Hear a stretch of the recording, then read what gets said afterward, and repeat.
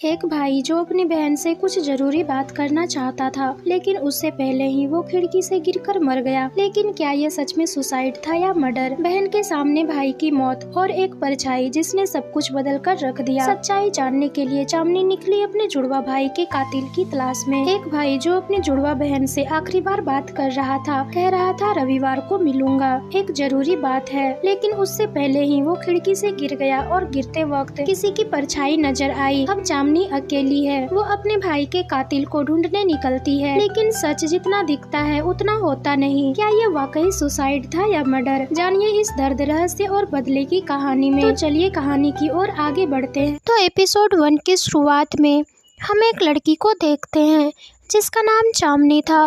वो किसी लड़के से वीडियो कॉल पर बात कर रही थी। दोनों के बातों से पता चलता है कि वो दोनों ट्विंस थे और एक दूसरे के बहुत ही ज्यादा क्लोज भी थे। बातों के दौरान वनसुक कहता है कि वो संडे को भूषण आएगा जहाँ चांदनी रहती थी, क्योंकि उसे कुछ जरूरी बात बतानी थी। इतने में वनसुक के पास कोई आता है और वो अपना फोन साइड में रख देता है। फिर हम वनसुक को खिड़की से गिरते हुए देखते हैं, जहाँ से गिरकर उसकी मौत हो जाती है और कोई उसका फोन हाथ में उठाता है, जिसकी परछाई चांदनी वीडियो कॉल पर देख लेती है। फिर हम एक शूटिंग कंपटीशन का सीन देखते हैं जिसमें चांदनी ने पार्ट लिया था। वो अच्छा से परफॉर्म नहीं कर रही थी। वो उसी वीडियो कॉल के बारे में सोच रही थी, क्योंकि उसके बाद उसने अपने भाई से अभी तक बात नहीं की थी। फिर सीन शिफ्ट होता है और हम एक लड़के को देखते हैं जो एक बिल्डिंग में काम कर रहा था। इस लड़के का नाम सुयोन होता है। काम खत्म करके सुयोन नर्सिंग होम में पहुंचता है जहां उसकी मॉम एडमिट थी। वहां पे उसे बताया जाता है कि उसके मॉम को वहां से निकालने की बात कर रहे थे, क्योंकि उसने बहुत समय से बिल पे नहीं किए थे। इस पर सुयोन कहता है कि वो जल्दी पैसे इंतजाम करके सारे पैसे पे कर देगा। अपनी मॉम से मिलकर सुयोन वापस लौट रहा था तो उसके सिर में अचानक से जोर से दर्द होने लगता है और वो बीच सड़क पे बेहोश हो जाता है। शूटिंग कंपटीशन के बाद चांदनी वापस ऑर्फनेज आती है जहां वो रह रही थी। वनसुक भी पहले चांदनी के साथ ही रहता था, पर जब दोनों 8 साल के हुए तो वनसुक को अडॉप्ट कर लिया गया। चांदनी वनसुक से बात नहीं कर पा रही थी और काफी ज्यादा परेशान थी, इसलिए वो सॉल जाती है वनसुक से मिलने। वहाँ स्कूल के बाहर कुछ लोगों से वो वनसुक के बारे में पूछती है तो लोग उसे बताते हैं कि वो तो मर चुका है।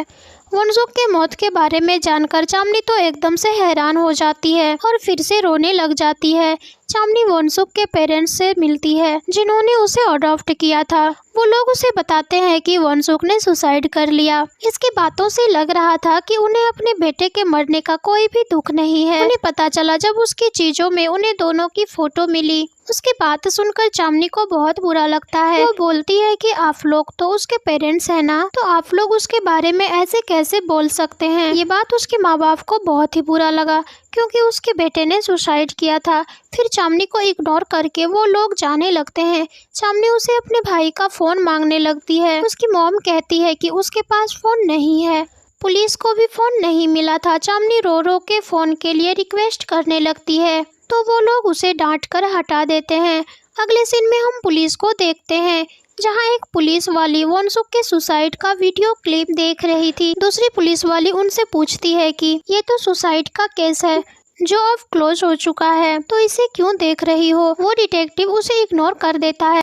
तभी चांदनी वहां आकर पुलिस वाली से मिलती है और कहती है कि यह सुसाइड नहीं है, मेरा भाई कभी सुसाइड नहीं कर सकता, बल्कि वो तो मुझसे मिलने आने वाला था। वो उसे समझाती है कि जनरली सुसाइड केस में कोई प्लान करके नहीं मरता, ऐसे ही अचानक से हो जाता है। चांदनी उसे बताती है कि उस दिन वीडियो कॉल में ऐसा लग रहा था कि वहाँ कोई आया था, किसी और ने फोन उठाकर कट कर दिया था। इस पर दूसरा डिटेक्टिव कहता है क्लासरूम में स्टूडेंट तो आते जाते रहते हैं। चांदनी कहती है कि अगर ऐसा बात है तो उसका फोन किसी को क्यों नहीं मिला। चांदनी खड़ी होकर रो रो कर कहने लगती है कि मेरा भाई कभी सुसाइड नहीं कर सकता, उसका मर्डर हुआ है। आप लोग प्लीज मर्डर केस को फिर से ओपन कीजिए।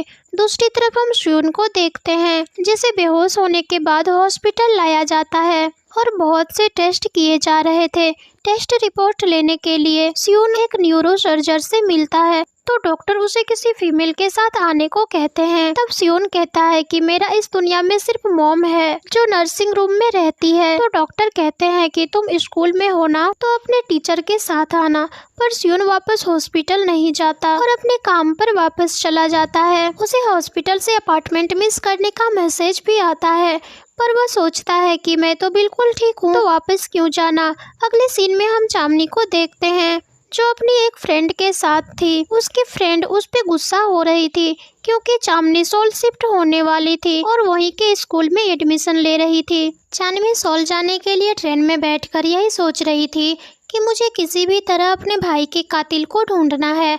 दूसरी तरफ सियोन बॉक्सिंग कर रहा था। वो दूसरे साइड के आदमी को इतना ज्यादा मारने लगता है कि लोग उसे आकर रोकने लगते हैं। उसका कोच उसे ऑफर करता है कि वो उसका प्लेयर बन जाए, पर वो मना कर देता है, ये कहकर कि उसे अभी स्टडी पर फोकस करना है। वहीं सियोन जब बेहोश हुआ था तो किसी ने उसका स्कूटर चुरा लिया था। वो चेक करता है तो उसे अपना स्कूटर दिखता है जो किसी ने सेकेंड हैंड मार्केट में बेचने के लिए डाला हुआ था। उसे पता था कि स्कूटर उसका ही है क्योंकि उसमें सेम स्क्रैच थे और सेम रंग का भी था। वह तुरंत ही अपना स्कूटर लेने के लिए निकल पड़ता है। दूसरी तरफ चामनी सोल जा चुकी थी। वो वही स्कूटर खरीद रही थी जो सियोन का था। वो स्कूटर लेकर वहां से जाने ही वाली थी, तभी सियोन वहां पहुंच आता है और अपना स्कूटर मांगने लगता है। चामनी को बहुत अजीब लगता है कि ये कौन आ गया। सियोन कहता है कि ये मेरा स्कूटर है, अगर विश्वास नहीं है तो स्टोरेज बॉक्स खोल के चेक कर सकते हो, उसमें स्टिकर लगा हुआ है। चामनी चेक करती है तो वाकई उसमें स्टिकर लगा हुआ था, पर वो कहती है कि अब वो स्कूटर नहीं देगी क्योंकि उसने पैसे लगाकर उसे खरीद लिया है। सियोन कहता है कि तुमने चोरी का स्कूटर खरीदा है तो तुम भी चोर हो और पुलिस बुलाने की बात करता है। चामनी भी अपनी बात पे अड़ी रहती है और स्कूटर वापस करने से मना करती है। तभी एक ट्रक आकर हॉर्न बजाने लगता है क्योंकि सियोन के बाइक से रास्ता ब्लॉक हो गया था। सियोन बाइक को हटाने जाता है तो चामनी मौका का फायदा उठाकर वहां से निकल जाती है। सियोन फिर से उनका पीछा करने लगता है। चामनी एक हॉस्टल में अपने लिए रूम लेने के लिए आती है जहाँ उसे रूम के ऑनर रूम देने से मना करने लगते हैं क्योंकि वो एक स्कूल स्टूडेंट थी। चामनी रिक्वेस्ट करने लगती है कि प्लीज मुझे रूम दे दो, मैं बहुत अच्छे से रहूंगी, अब बिल्कुल भी शोर नहीं करूंगी। वही इधर इन चारों ने जिनसे चामनी ने स्कूटर खरीदी थी, स्कूटर में ट्रैकिंग डिवाइस लगाया हुआ था ताकि वो लोग फिर से स्कूटर चुरा सके। वो लोग स्कूटर लेने पहुंचते हैं। अभी सियोन भी वहां आ जाता है और सारी सिचुएशन समझ जाता है और चोर उसे देखकर भागने लगता है। सियोन उसका पीछा करने लगता है, इसलिए चारों से अकेले ही फाइट करने लगता है। एक चोर उसके सिर पर हमला कर देता है जिससे उसके सर पर बहुत तेज दर्द होने लगता है और उसी समय चोर वहां से भाग जाते हैं। सियोन अपना सर पकड़कर आ रहा था और उसे होश नहीं था कि पीछे से गाड़ी भी आ रही है। वो गाड़ी उसे टक्कर मारने ही वाला था कि चामनी उसे बचा लेती है। चामनी फिर से उनसे कहती है कि मैंने पैसे देकर तुम्हारा स्कूटर खरीदा है, भले स्कूटर चोरी का था और मैंने तुम्हारी जान को भी बचाई, तो अब ये बात यहीं खत्म करते हैं। तो सियोन भी मान जाता है। अगले दिन चामनी स्कूल जाने के लिए स्कूटर लेकर निकल रही थी। उसने उसी स्कूल में एडमिशन लिया था जहां उसका भाई पढ़ता था ताकि वो अपने भाई के कातिल को ढूंढ सके। एक तरफ से चामनी जा रही थी तो दूसरी तरफ से सियोन बाइक से आ रहा था और दोनों टकराने वाले थे। बचने के चक्कर में चामनी का बैलेंस बिगड़ जाता है और वह कचरे में जाकर गिर जाती है। वो पूरी गंदी हो गई थी तो सियोन उसकी हेल्प करने की कोशिश करता है, पर इस चक्कर में चामनी का पूरा शर्ट भीग जाता है और सियोन अपना कोट निकालकर उसे दे देता है और वहां से चला जाता है। चामनी भी उसके साथ साथ स्कूल पहुंचती है और अपना स्कूटर उसके बाइक के बगल में ही रखती है। वहाँ एक आदमी कहता है कि ये पार्किंग स्पेस नहीं है, यहाँ पार्क नहीं कर सकते, पर सियोन का जैकेट देखकर उसे लगता है कि चामनी सियोन का गर्लफ्रेंड है और कुछ नहीं बोलता। वहीं जब वो स्कूल पहुंचती है तो कुछ लड़कियां नोटिस करती है कि चामनी ने सियोन का जैकेट पहनी है। जून सियोन को पसंद करती थी और ये जानकर उसे अच्छा नहीं लगता। चामनी क्लास में पहुंचती है तो उसे पता चलता है कि सियोन भी उसी क्लास में था। क्लास में सब लोग ये देखकर हैरान रह जाते हैं और दोनों को गर्लफ्रेंड बॉयफ्रेंड समझ लेते हैं, जिससे जून और भी चिढ़ जाती है। तभी स्कूल में एक लड़की की एंट्री होती है जिसका नाम जेबन था। प्रिंसिपल के बातचीत के दौरान पता चलता है कि जेबम का एक्सीडेंट के दौरान उसकी मेमोरी लॉस हो चुकी है और डॉक्टर के एडवाइस से वो फिर से क्लास रिपीट करने वाला था। प्रिंसिपल एक दूसरे लड़के औसम को उसकी हेल्प करने के लिए कहते हैं। ऐसा लग रहा था कि जेबम बहुत ही अमीर फैमिली से बिलोंग करता है। जब जेबम क्लास में आकर बैठता है तो एक अजीब सी लुक की लड़की उसे आंख मारती है, जिससे वो थोड़ा ऑकवर्ड सा हो जाता है। चांदनी क्लास से निकलती है और इमेजिन करती है कि अगर वॉनसून जिंदा होता तो वो भी इसी हाल में चल रहा होता। चांदनी ने इसी स्कूल के शूटिंग टीम को ज्वाइन किया। वो एक लड़की से मिली थी जिसके साथ वो लंच करने जाती है। इस लड़की से चांदनी को पता चलता है कि वॉनसून की एक वोजोन नाम की गर्लफ्रेंड थी। चांदनी याद करती है कि वॉनसून ने एक बार उसको अपनी गर्लफ्रेंड की फोटो दिखाया था। चांदनी उससे उसकी गर्लफ्रेंड का नंबर लेती है और क्लास से बाहर निकलकर उसे कॉल करती है तो वो कॉल सियोन उठाता है। चांदनी ये देखकर काफी हैरान होती है, इसके पास उसका फोन कैसे आया। चांदनी फिर सियोन का पीछा करते हुए हॉस्पिटल तक पहुंच जाती है, जहां डॉक्टर सियोन से कहता है कि उसे ब्रेन ट्यूमर है। चांदनी छिपकर यह सारी बातें सुन रही थी। डॉक्टर कहते हैं कि ट्यूमर के लोकेशन की वजह से सर्जरी में बहुत दिक्कत हो सकती है, इसलिए वो लोग अभी कुछ नहीं कर सकते। सियोन यह सुनकर डर जाता है और डॉक्टर से पूछता है कि उसके पास कितना समय है। तो डॉक्टर कहते हैं 6 महीना, 1 साल या ज्यादा भी हो सकता है, कुछ सही से कहा नहीं जा सकता। नेक्स्ट सीन में हम देखते हैं कि चांदनी उसी क्लासरूम में जाती है जहां से गिरकर वॉनसून की डेथ हो चुकी थी। वो याद करती है कि वॉनसून इसी खिड़की पर बैठकर बात कर रहा था। तभी सियोन आकर खुद उसे बताने लगता है कि एक लड़के ने यहाँ से सुसाइड किया था। वो मेरे से क्लोज नहीं था, पर मैंने उसे गिरते हुए देखा था और मैंने ही पुलिस को कॉल किया था। सियोन काफी दिनों के बाद स्कूल आया था तो चांदनी उनसे इस बारे में पूछती है तो वो कहता है कि वो आज भी नहीं आता, पर वो लंच की वजह से आया है। ये सुनकर चांदनी बहुत हैरान होती है और उनसे पूछती है कि तुम बस लंच करने स्कूल आते हो? तो सियोन अपने पैकेट से कुछ खाने का डब्बा निकालता है और उसे दिखाता है। असल में सियोन एक पप्पी को खाना खिलाया करता था और उसी का नाम उसने लंच रखा था। सियोन कहता है कि अगर मैं कुछ दिनों के लिए नहीं आ पाऊँ तो क्या तुम उसका ख्याल रख सकती हो? तो चांदनी हाँ कहती है। चांदनी सियोन से फिर पूछती है कि उसने वॉनसून को गिरते हुए कैसे देखा था। तो सियोन बताता है कि वो इसी स्टॉप पर लंच को खिला रहा था। तभी अचानक से वॉनसून इसी खिड़की से थोड़ी दूर पर गिरा था। फिर दोनों लंच हॉल में लंच करने के लिए जाते हैं। सियोन अपने दोस्तों के साथ हंसी मजाक कर रहा था। चांदनी उसे देखकर हॉस्पिटल वाला बात याद करती है कि डॉक्टर ने सियोन को बताया था कि उसे ब्रेन ट्यूमर है और कुछ कहा नहीं जा सकता कि वो कब तक जिंदा रहेगा। चांदनी मन में सोचती है कि वो ऐसे ही प्रिटेंड करेगी कि उसको इस बारे में कुछ भी नहीं पता है। तभी लंच रूम में एक लड़की के हाथ से ट्राई गिर जाता है। वो लड़की डरते हुए एक लड़के को देख रही थी और फिर दौड़ के बाहर चली जाती है। चांदनी के फ्रेंड उसे बताती है कि इस लड़के का नाम जांगयून है और उस लड़की का नाम मिन है। मिन और जांगयून फोटोग्राफ क्लब में एक साथ काम करते थे और मिन उनसे जूनियर थी। जांगयून ने मिन को परेशान किया था, पर उस समय पुलिस को एविडेंस नहीं मिल पाया और बात वहीं पर खत्म कर दी गई। उसे सस्पेंड करके दूसरे स्कूल ट्रांसफर कर दिया गया था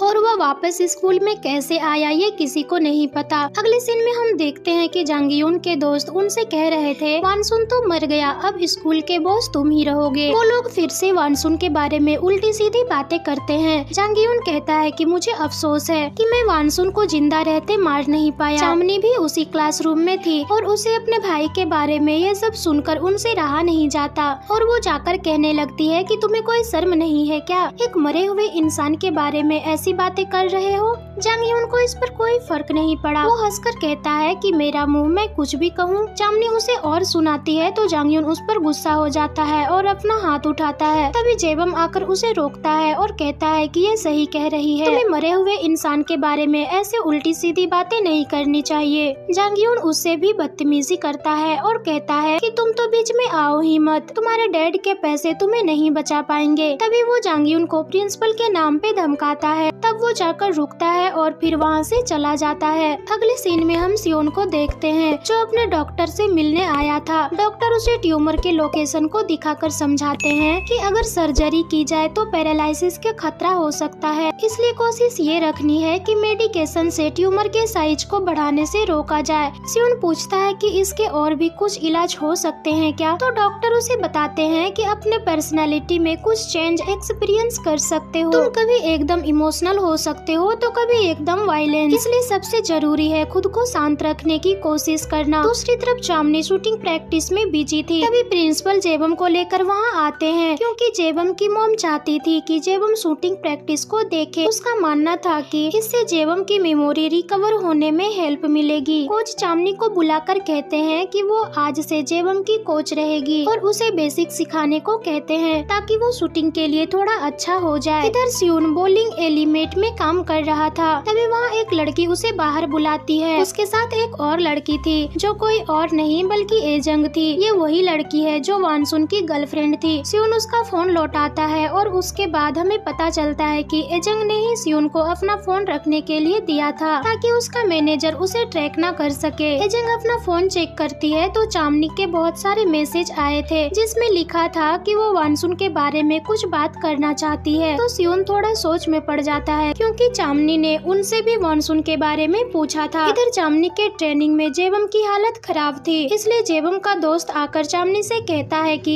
जेबम को कोई एथलीट नहीं बनना है, उसे बस थेरेपी के लिए एक्सरसाइज चाहिए। फिर वो बताता है कि 1 साल पहले जेबम की एक्सीडेंट हुई थी, जिस वजह से वो 6 महीने कोमा में था और थेरेपी की वजह से वो वापस स्कूल आया है। उस समय उसके सर में चोट लगी थी, जिसकी वजह से उसके सारी मेमोरी चली गई, उसे कुछ भी याद नहीं है। चामनी फिर जेबम से पूछती है कि क्या मैंने तुम्हें बहुत ज्यादा ट्रेनिंग करा दिया? तो जेबम कहता है कि नहीं, मैं आगे भी ट्रेनिंग कर सकता हूँ। ये सुनकर चामनी खुश हो जाती है। चामनी वापस हॉस्टल आती है तो सियोन उसका वेट कर रहा था। वो पूछता है कि तुम्हारे और वानसुन के बीच क्या रिलेशन था? तो चामनी कहती है कि मैं उसे शूटिंग क्लब से जानती हूँ, मैं बस इतना जानना चाहती हूँ कि आखिर क्या हुआ था उसके साथ। अगले दिन क्लास के बीच ही सियोन का सिर जोर से दर्द होने लगता है और उसे क्लास से बाहर जाना पड़ता है। वो काफी देर तक वापस नहीं आता तो चामनी उसे देखने जाती है। वॉशरूम के बाहर बहुत सारा खून देखकर वो घबरा जाती है और जोर जोर से दरवाजा पीटने लगती है।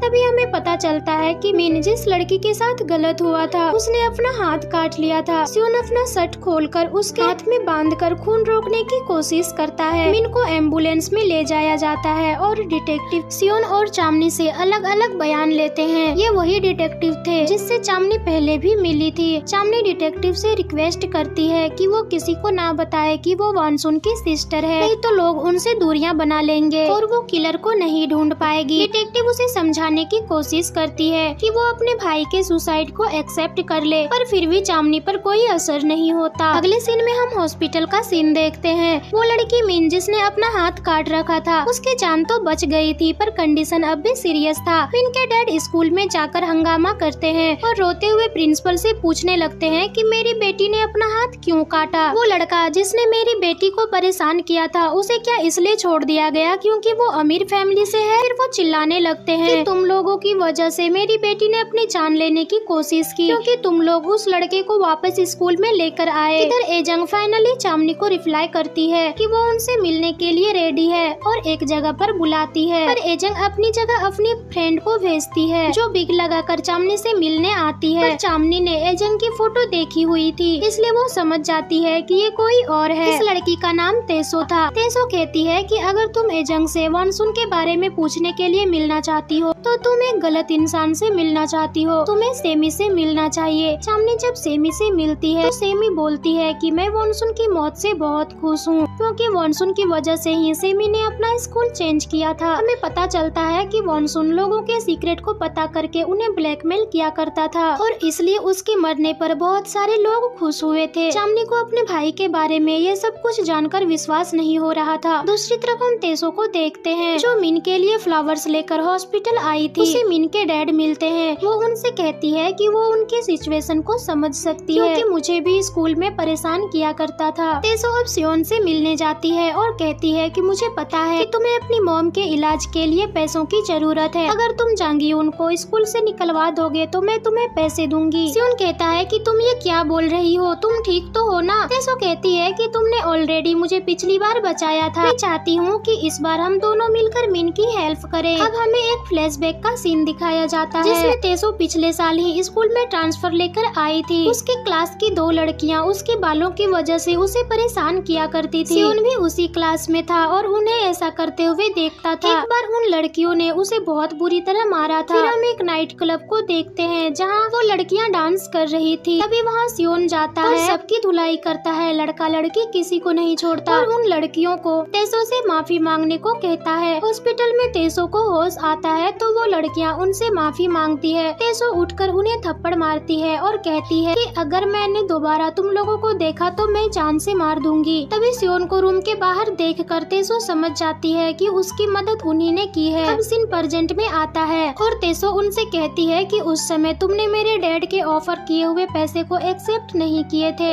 इस बार तुम्हें पैसों के लिए ही हेल्प करना है। फिर तेसो उसे सोचने का समय देकर वहाँ से चली जाती है। अगले सीन में हम देखते हैं कि सियोन को नर्सिंग होम से कॉल आता है ये बताने के लिए कि उसकी मॉम को निमोनिया हो गया है। सियोन अपनी मॉम को देखने पहुँचता है तो उसकी हालत देखकर वो काफी ज्यादा इमोशनल हो जाता है। उनके इलाज के लिए पैसे चाहिए थे जो उसके पास नहीं थे। इस वजह से वो बहुत परेशान होकर रो रहा था। तेसो के ऑफर को एक्सेप्ट करने का फैसला करके वो जांगयू के पास जाता है तो वो देखता है कि जांगयू मिन को स्कूल से निकलवाने का प्लान कर रहा था। ये देखकर सियोन उसे जोर का पंच मारता है और फिर उनके मुंह और आंख पर टेप लगाकर उसे कुर्सी से बांध देता है। सियोन अपना आवाज बदलकर कहता है कि मैं ये सब इसलिए कर रहा हूँ क्योंकि तुमने मिन के साथ बहुत गलत किया था। कल तुम स्कूल छोड़कर चले जाओगे और दोबारा कभी नहीं आओगे। जांगयू डर के मारे हाँ कह देता है। सियोन जाने लगता है तो उसकी नजर एक फोटोग्राफ पे पड़ती है। असल में जांगयू मिन की फोटो से उसे ब्लैकमेल करने वाला था। ये देखकर सियोन काफी ज्यादा गुस्सा हो जाता है और एक हथौड़ा उठाकर उसके पैर पे मारता है और फिर लगातार मारते चला जाता है। तभी उसे बैकग्राउंड में डॉक्टर की बात सुनाई देती है जब उन्होंने सियोन को बताया था कि उसके बिहेवियर में कुछ चेंजेस आ सकते हैं। सियोन फिर वहाँ से निकलकर रोड पे आता है। तभी दूसरी तरफ चामनी वहाँ पहुँचती है और ये एपिसोड यहीं पर खत्म होता है। लेकिन क्या सच में वानसुन ने सुसाइड किया था या फिर एक प्लान किया हुआ मर्डर था? कौन है असली कातिल और क्यों सेमी को उसकी मौत से खुशी हुई? क्या चामनी को अब सच का पता चलेगा और क्या सियोन की तबीयत और भी बिगड़ जाएगी? आगे की कहानी में ऐसे ऐसे राज खुलेंगे जो आपके होश उड़ा देंगे। तो मिलते हैं अगले दिन अगली इंटरेस्टिंग ड्रामे के साथ। तब तक अपना ख्याल रखें।